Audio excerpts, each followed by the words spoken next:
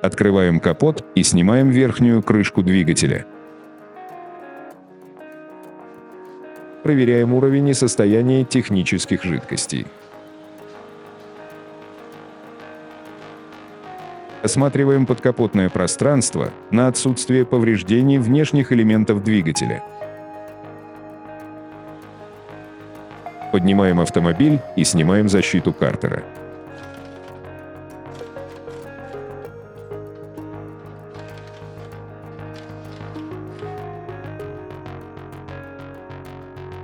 Осматриваем двигатель и коробку передач на отсутствие повреждений и следов утечек рабочих жидкостей. Откручиваем сливную пробку и сливаем старое масло. После того, как масло будет полностью слито, закручиваем новую сливную пробку с новым уплотнительным кольцом. Очищаем поверхность. Устанавливаем защиту картера. Опускаем автомобиль.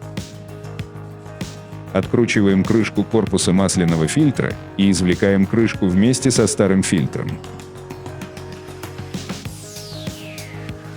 Очищаем крышку корпуса фильтра от загрязнений маслом. Устанавливаем в крышку новый масляный фильтр и меняем уплотнительное кольцо.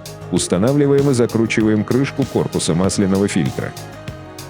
Приступаем к заливке нового моторного масла. При замене мы используем оригинальное моторное масло, что, по нашему мнению, является лучшим соотношением цены и качества. Заливаем масло в двигатель. Запускаем двигатель и даем ему поработать несколько секунд. После глушим двигатель и проверяем уровень масла в двигателе и корректируем его при необходимости. Устанавливаем верхнюю крышку двигателя. Замена масла и масляного фильтра завершена.